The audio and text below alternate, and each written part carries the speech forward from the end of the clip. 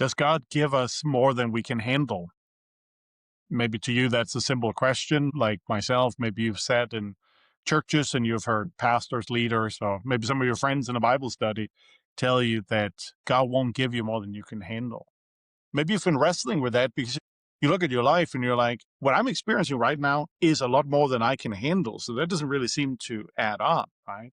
It's a misunderstanding of a verse in the Bible, and we're going to look at that. We're going to look at two different verses that will help us understand.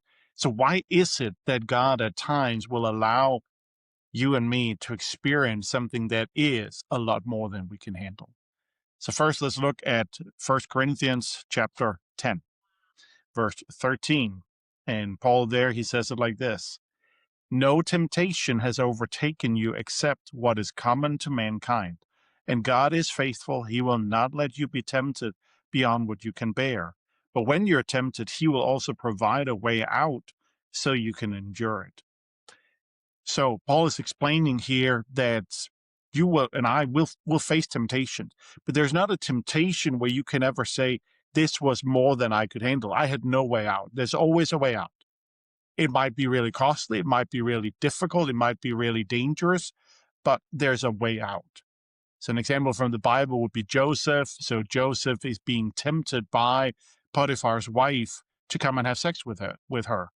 And he has a choice to make. He can give in to the temptation. That'll make his life easier and, of course, in the moment, pleasurable as well.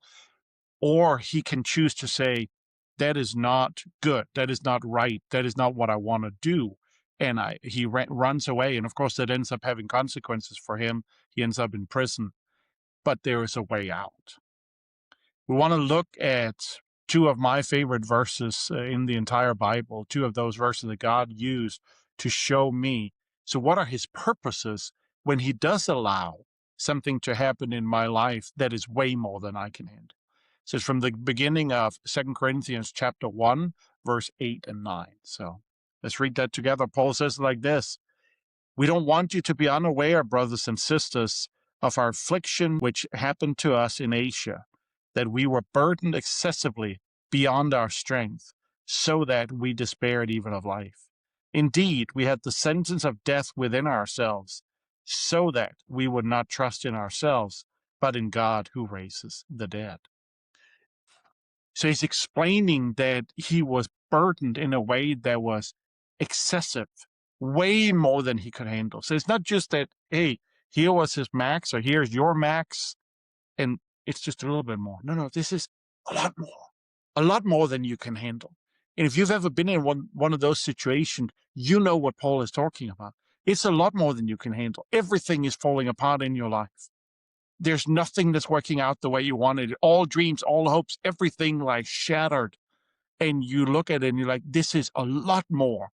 This is excessive beyond what I can handle, right? Paul then explains, why is that? So he says then, like, so why did that happen? That we had this sentence of death, that everything was just too much. It happened so that we would learn to trust in God and not in ourselves. You're not going to learn to trust in God if you're never in situations where what you're experiencing is way more than you can handle. Because as long as it is what you can handle, and some of us, we have a lot of ability, we have a lot of strength, so we can handle a lot of things. As long as all it's doing is sort of just reaching your ceiling, you're still just trusting in yourself. In order for you to come to a place where you are invited into trusting God, you have to be burdened excessively beyond what you can handle. Because then you step into the realm where you learn to trust in God as the only one who brings resurrection life and hope and joy and love and beauty out of something that is shattered, out of something where everything just blew up in your face. Only God can do that. And we learn to trust when we're burdened excessively beyond our strength. We learn to trust when God does, in fact, allow us to experience something that is a lot more than we can handle.